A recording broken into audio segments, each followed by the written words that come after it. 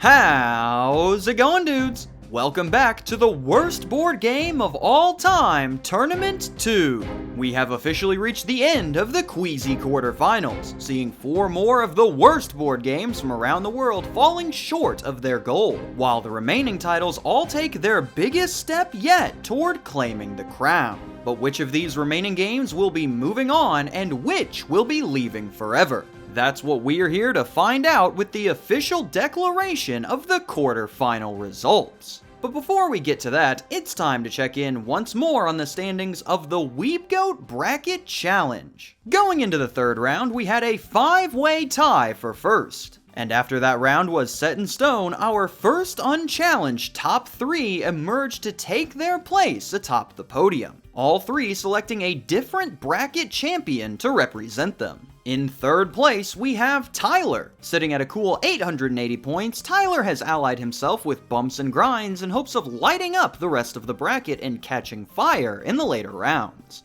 In second place, we have Super Volcano. Holding a slim lead with 890 points, Super Volcano is the leader of the 25 bracket believers that selected Target the Game of Life to win it all, betting that their corporate comrade can continue to carry them all the way to the top. And in undisputed first place with 930 points, the only person from last round's first place ties to remain in the top spot, a mystery bracket from someone who chose to not be mentioned if they were ever in the lead. This person checked the required box that confirmed their email address, but then decided that they did not want to have a shout out if they did well, choosing to play not for the glory, but for the love of the game. An admirable decision, to say the least. While we may not know their name, we do know their champ, as they will be riding alongside the Bray King in hopes of claiming their own throne once this is all over. But before we can find out, we'll first need to declare which of our games will be leaving here. As per usual, I'll be joined virtually by my color commentator, Joshua Jacobs. Pleasure to be here, Cam. We're really getting down to the wire here, so I'm excited to see how these games are gonna perform. I am too, as only our finest competitors can make it this far. So to find out who those are, let's go ahead and move on over to the big bracket to see which of these games will be heading home. To start us off, let's meet the first Shabby Semis competitor, the champion of the Stink region, the #1 overall seed, the video board game Rap Rat. The Rat has continued to live up to both its reputation and its seeding all throughout this tournament, posting a stellar matchup resume that includes some of the most hated figures in the space, like James Corden and Ms. Monopoly, who he managed to outlast in the Queasy Quarterfinals in order to break the glass ceiling and become the first demon to ever make the Shabby Semi-Final. The Rat's continued success comes from how outrageous every aspect of his game is. From the outrageously simple gameplay, to the outrageously unbalanced punishments, to the outrageously low replayability of only having 3 games total on the tape, the game itself is tough to match up against. But then you add the Rat himself into the mix, and it becomes a devastating combination that few could ever hope to stand up to. With demonic power on his side and the taste of victory in his mouth, the Rat has established himself as one of the toughest opponents in the bracket, claiming the Stink region title much to the delight of his 601 loyal followers that obey his every command. Riding high off of the spoils that the Rat has brought them, they are hoping that their faith is rewarded even more with yet another win, while also fearing what a loss here would cause the Rat to do next. After all, if he asks them to do something, they must do it, because he's Rap Rat and he's the boss. But what is a boss to a non-believer? This question will be answered when the Rat faces off against its next opponent with a trip to the Grand Finals on the line, as he will be going up against the Stunk Region Champion, the #3 seed, the Campaign for North Africa, the Desert War, 1940-43. TCFNA TDW 40-43 has firmly established himself in the realm of tournament legends, making his second consecutive shabby semifinals appearance off the back of another batch of impressive tournament wins. The latest coming against the final representative of the Diplomat Sales Co., Bumps and Grinds. This win has not only given North Africa a premier shot at the finals, but has also made him the winningest game in tournament history. With 8 career wins between 2 tournaments, he has surpassed his rival RPS's total of 7 after it was upset in the terrible third. North Africa has earned this success through the use of its egregious design to completely overwhelm its foes, as even if they can comprehend the novel-length list of mechanics on display, they stand no chance of managing to outlast the game. The sheer fact that if it was played at an easygoing pace, only 2 games could have possibly been finished in the 4 decades since its release really sets in why this title has never been completed. On top of how, while Richard Berg really cared about his details, he felt no such sympathy towards his players, purposefully designing the mechanics in ways that he himself describes as terrible and actively encouraging players to give up. All of this put together has resulted in one of the most incomprehensible games in the genre, and one that 188 soldiers are more than happy to fight for as they support their commander till the end. But a soldier without a commander has no orders, and if theirs falls today, then they will be left to wander aimless as they try to figure out what to do next. With our Western region final now set, let's bring Josh in to give another new perspective as to why these games are here. Yeah, Cam, since we've already looked at these games' weaknesses and their strengths, I'm gonna instead be showcasing what these games are playing for today, what they have to gain and what they have to lose. Starting off with the Rat, he is playing for prestige. Being placed as the #1 overall seed has put a lot of expectations on the little critter, and with his status as an all-powerful demonic entity also being well known, there is a lot to live up to here for our rhyming rodent. Of course, I'm not trying to say that you should feel bad for him. He's here to try to claim the title of worst of the worst in order to utilize the prestige that title would give him, increasing his status within the genre and weaponizing all the perks that come with it in order to forward his agenda. All the Rat cares about is his image, seeing that he relies on the use of fear to torment his victims. So if he can show people that truly nothing can stop him, not even other games, then that would be a huge boost to his brand.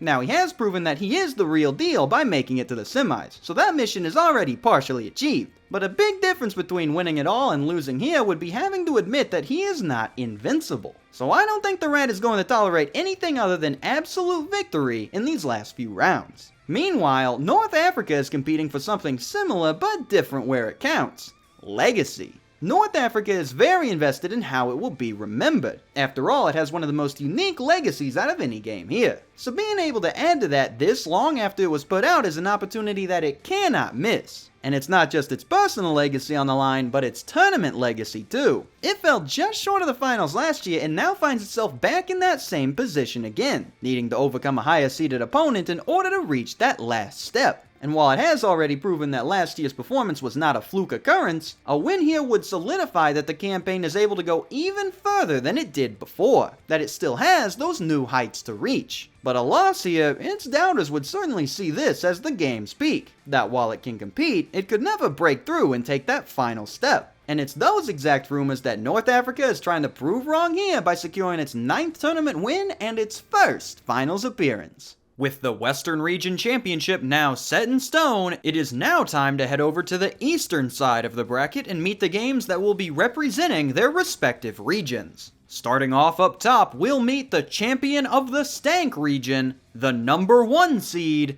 Breaky. Continuing his reign with the Stank region crown now firmly in his grasp, the Bray King has posted one of the most impressive tournament resumes of the entire field. Bringing in dominant win after dominant win, he was finally forced to try against the #11 seeded Right or Racist in a battle for the region's top spot. Still taking it by a large margin, but with the smallest score it has posted all tournament. Regardless, Breaky still remains the game to beat for any game looking to win it all, as the immense amount of negatives that it brings to its players are truly unmatched by any other game, presenting itself as a waste of time, plastic, money, and resources with how much support was given to this idea from Upper Deck. Anyone that has come into contact with this game has been left worse off afterwards. And yet despite this, the game has managed to convince a staggering 1,654 people to swear fealty to it and recognize its reign. For these subjects, the times have been good, their highness bringing them the spoils of war and leading the Bray Kingdom into a new golden age. However, heavy is the head that wears the crown, and if their leader is unable to deliver them the championship that he has promised, then their fates will fall directly into the hands of whoever rises up to take down the king. And perhaps that usurper has already arrived, as Breaky's newest challenger now carries a throne of their own. Arriving here now is the Stonk Region Champion, the number 6 seed, 15 Love.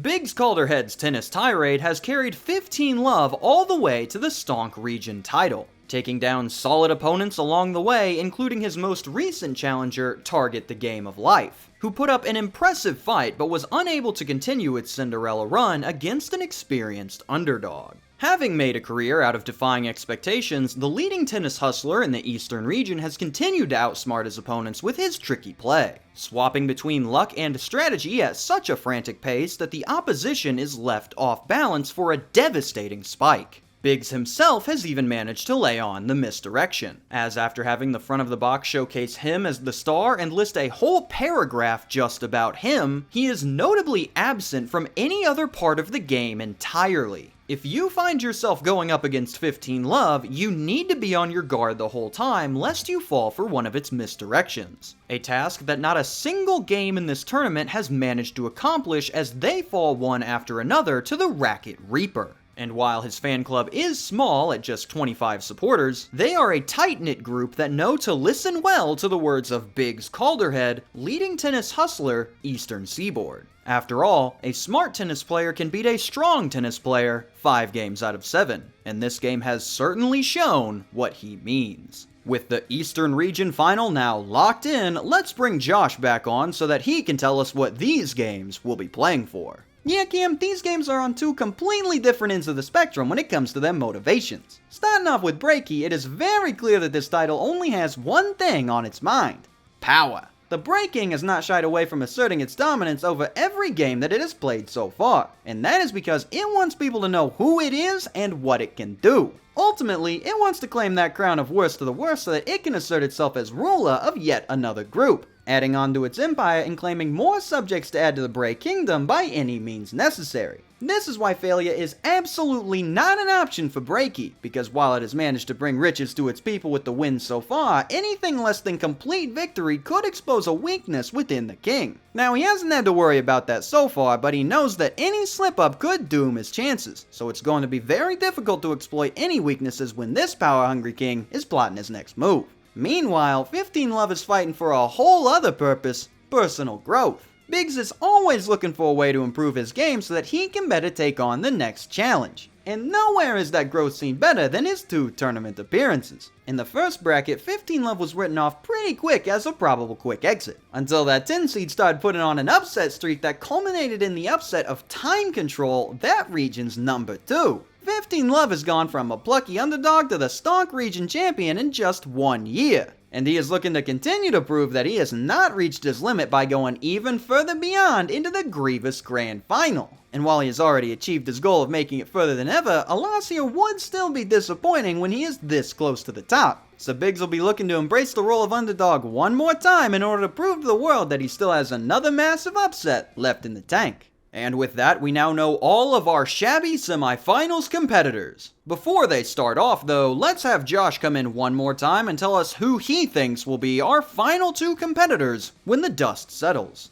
Yeah, Cam, these are some pretty solid games with a lot going for them, but who do I think will be moving on? For our Western region, it's gonna be tough to figure out which aspects are gonna hit the audience harder in order to sway their vote. But unfortunately, based off of the performances we've seen so far and how the audience has been reacting to their journeys here, I think that North Africa is likely going to fall at the hands of the Rat. A nasty little thing, he's just got too much momentum behind him to fall here. And while I'd prefer to see North Africa get over the hump and finally make it to the finals, I just think that his suboptimal gas storage equipment has evaporated too much fuel to where he runs out. But hey, I've been wrong before, and I'll likely be wrong again. So who's to say this campaign doesn't continue on past here and into a battle we haven't seen before? As for our Eastern region finals, a lot of people are probably looking at this one and thinking that Biggs is just absolutely cooked here. But those people have yet to pick up on one very important detail that needs to be addressed. Take a look at the games that Biggs has won up until now. Got a good picture? Alright, now let's head back over to the middle. Now, the winner of this round gets to move on to the finals, but what's not pictured here is that our Grievous Grand Champion then goes on to face last year's champion Adultery for the title of Worst of the Worst. So if we take all these matches into account, that means that 15 Love is currently playing its 5th game out of a possible 7.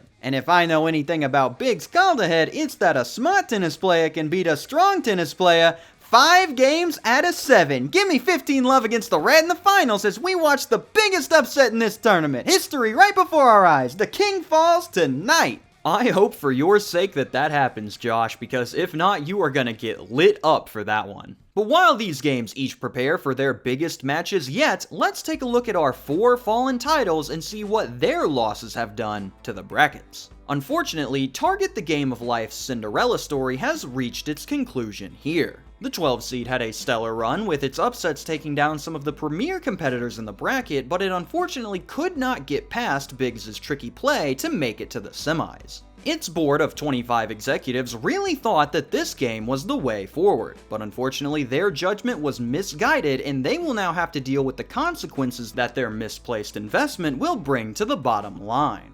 In the same spot is Ms. Monopoly, as while she did manage to prove herself worse than her cheating uncle, this did not translate into sustained success, as the rat would put an end to her antics quickly after to show that he is the true boss. Her 43 feminine followers are quite sad about this development, and must now find a new cause to put their efforts behind as their leader falls from grace. A much harsher impact on the bracket comes from our second #1 seed to leave the tournament, Bumps and Grinds. This year's heavy favorite of the Diplomat Sales Co. saw a disappointing end to its season after it failed to make it to the shabby semis, garnering some decent success along the way but falling well short of the heights achieved by its big brother Adultery. The North African upset has left 207 savvy swingers without their guiding light, as the flame that was expected to light their way has instead been extinguished far too early.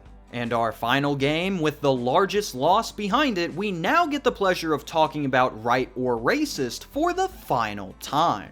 The most hated game in the bracket, this 11-seeded monster had posted one of the most diabolical upset runs in the tournament, taking out games that many thought had championship hopes until it was finally crushed under the weight of the Bray King's strength. While some are delighted to see it go, the 252 bracket believers that had it going all the way are positively horrified, as with their prediction not being right, that means that they could only be one other thing.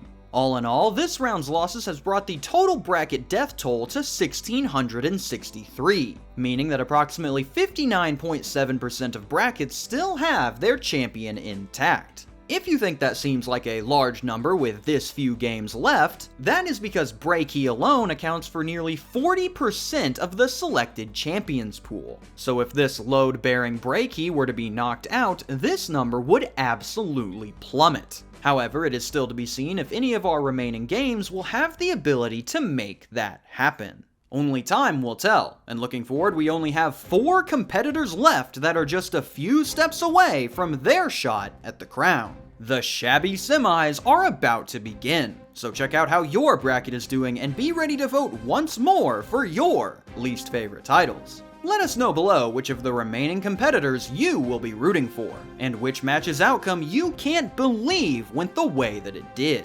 Get ready for the shabby semifinals as we get one step closer to finding the worst board game of all time. Signing off for the NBGA, I am KamSandwich. Thank you for watching and have a fantastic day.